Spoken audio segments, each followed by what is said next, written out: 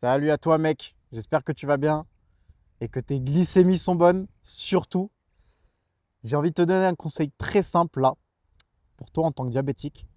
Si tu as peur de te lancer dans un défi, quel qu'il soit, que ce soit sportif, que ce soit relationnel, tu sais mec, gagner se trouve de partout. Retiens bien ça, gagner est de partout. Gagner est de partout. Tu vois, là j'ai marché, je suis arrivé ici, j'ai gagné entre guillemets. Gagner, les victoires sont de partout, mec. Même trouver une place de parking, tu vois. Tu vas aller à la salle de sport, il y a du monde, c'est 18 h. Avoir une place de parking, c'est une victoire déjà. Donc, gagner est de partout. Donc, si tu as peur d'un quelconque défi, qui soit relationnel, sportif ou même un repas, mec, tu as peur d'un repas, tu as peur de bien dormir à cause du diabète et tout, en fait, mets toutes les chances, c'est le conseil, mets toutes les chances de ton côté. Comment tu vas faire? Je vais te prendre l'exemple le plus simple sportivement. Si tu dois courir une course, donc mettons tu t'es inscrit à un semi-marathon, bah tu vas sûrement avoir peur du coup ou du moins tu veux t'inscrire à un semi-marathon et tu n'oses pas du coup, donc tu vas sûrement avoir peur de l'hypoglycémie en premier et peut-être de l'hyperglycémie également. Tu vas peut-être te dire bah putain, si je fais une hypo au 10e kill, comment je fais? Tu vois, je suis dans la merde. Ou alors, du coup, si je veux à tout prix éviter l'hypo, mais que je commence, que j'ai 4 grammes, je vais pas être bien, je vais avoir envie de pisser, ça va mal se passer. Ça peut être plein de choses. Et je te le dis honnêtement, moi qui cours un peu en ce moment, je te confirme ça. En fait, tu mets toutes les chances de ton côté. Comment tu fais? Je reprends l'exemple du semi-marathon.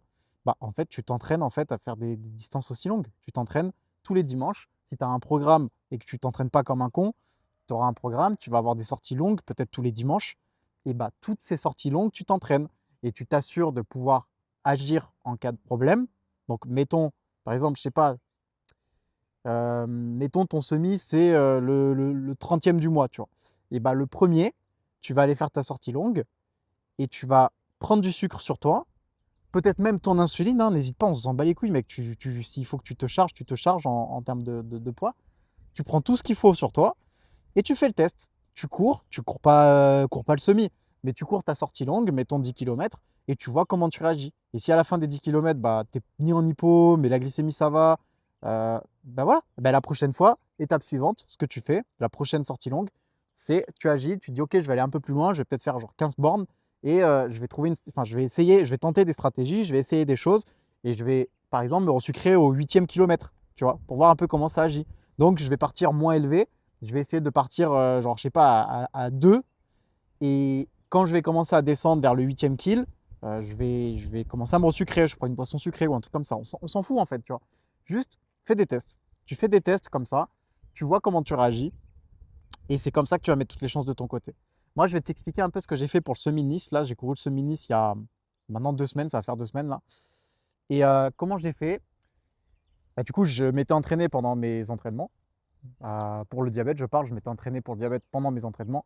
Et en fait, au semi-nice, comment j'ai fait? Bah, suite à ce que j'avais testé et au fait d'avoir mis toutes les chances de mon côté, je savais comment mon diabète allait réagir. Donc j'ai commencé la course, je t'avoue, ça c'est un peu le truc, je ne pensais pas être aussi élevé, mais j'ai commencé la course avec plus de 3 grammes. Donc ça m'a un peu fait chier. Mais par contre, c'est très vite descendu. Donc ça va, c'est très vite descendu. Donc j'ai pas eu trop envie de pisser, trop envie de boire et tout. Et donc, c'est très vite descendu. Et en fait, à partir du 10e kill, j'ai fait que me resucrer tous les 5 km. Donc, je me suis resucré au 10e kill, au 15e et bah, j'allais dire au 21e, non, mais bon, je crois que c'était au 19e le dernier ravito. Donc voilà, à peu près tous les 4-5 km, je me suis resucré à partir du 10e. Tu vois. Donc voilà, c'est aussi simple que ça. C'est aussi simple que ça. Et j'ai terminé la course, j'étais à 1,20. C'est parfait, mec, c'est trop bien. 1,20. Tu vois. Et pourquoi? Parce que je savais que j'allais réagir comme ça. Alors, je ne pensais pas partir aussi élevé, mais c'est vrai que ce matin-là, du coup, je me suis permis de manger un peu plus de sucre. Donc, c'est tout simplement pour ça et je n'ai pas forcément changé ma dose. Donc, voilà mon erreur et je ne la referai pas. Mais du coup, euh, le fait est que pendant la course, j'étais quand même quasiment tout le temps dans le vert et j'ai terminé à 1,20. Et c'est pour moi une énorme victoire. C'est pour moi une énorme victoire. Donc, je te conseille vraiment de préparer à l'avance et de mettre toutes les chances de ton côté quand tu as une course comme ça qui est prévue ou quelconque autre défi. C'est valable pour, encore une fois, le relationnel, pour un repas. Tu vois, pour un repas, je vais te la faire simple. Mettons que t'as peur de faire une énorme hyper après ton repas. Tu vois, mettons, tu vas au resto avec des potes et tout, ou ta meuf, ou j'en sais rien, ou en famille. Tu vas au resto et tu as peur de faire une hyperglycémie de bâtard parce que tu sais même pas forcément ce que tu vas manger. Mets toutes les chances de ton côté. Comment tu peux faire? Tout simplement, si tu vois qu'à la carte, dans ton accompagnement, en plus, je sais pas, moi, on va prendre le truc le plus simple, en plus des frites, tu peux mettre des haricots verts avec, prends tes haricots verts. Tu sais très bien que les légumes verts, alors sinon je te l'apprends peut-être, mais tu sais très bien que les légumes verts, ça ralentit l'absorption du sucre dans le sang. Donc d'ailleurs, bouffe des légumes verts à chacun de tes repas. Et donc tu sais très bien que ça ralentit l'absorption du sucre dans le sang. Donc si tu as peur de faire un énorme pic, déjà prends des légumes verts. Deuxième solution que tu peux faire en plus, enfin franchement fais tout en même temps, comme ça tu mets toutes les chances de ton côté, c'est tu te piques avant. Tu te piques avant le repas. Même s'il faut, tu ne mets pas une énorme dose et tu corriges juste après le repas parce que voilà, tu n'avais pas prévu de prendre tel dessert qui est énorme et hyper sucré. Ok, une fois que tu prends le dessert qui est énorme et hyper sucré, tu repiques. Mais te prends pas la tête en fait. Tu te piques dès le début. Même s'il faut que tu ne mettes pas une énorme dose, mais après, tu n'es pas complètement con. Je pense que tu sais approximativement combien il te faut pour tel repas. Même si c'est un resto où tu n'es jamais allé, si tu as déjà bouffé des frites, tu sais à peu près que les portions de frites dans les restos, c'est toujours les mêmes. Bon, voilà, si c'est des frites maison, après voilà, tu as la différence aussi. Si c'est des frites maison, c'est des frites surgelées, tu as compris, mais bref. Si tu vas encore dans un resto où c'est des frites maison, tu sais à peu près la portion, bon, tu sais comment doser, tu sais comment doser. Maintenant, si tu prends vraiment un repas qui est totalement différent, moi, ce que je te conseille, c'est de mettre une dose. Ne la mets pas au pif. Ne la mets pas au pif. S'il faut, tu mets une petite dose. Mais déjà, mets une dose, ça t'évitera de faire un énorme pic de bâtard après. Et puis, si tu vois que, je sais pas, au bout d'une heure, ça ne bouge pas forcément, la glycémie, elle est un peu haute, mais sans plus et tout, tu réajustes, tu rajoutes une petite dose. Mais pique-toi avant tes repas. Même, c'est valable dans la vie de tous les jours, même tes repas du quotidien, frérot. Même tes repas du quotidien, ce que tu fais, c'est que tu te piques avant. Surtout si tu appliques ce conseil que je donne à chaque fois, tu fais toujours les mêmes repas. Fais un repas que tu aimes, prépare-toi un repas type que tu aimes et qui rentre dans ton quota calorique et au quotidien, pardon. Et fais-le tout le temps, fais-le tous les midis de la semaine. À la limite, le dimanche, autorise-toi un autre repas différent, mais fais-le tous les midis de la semaine, ce repas-là.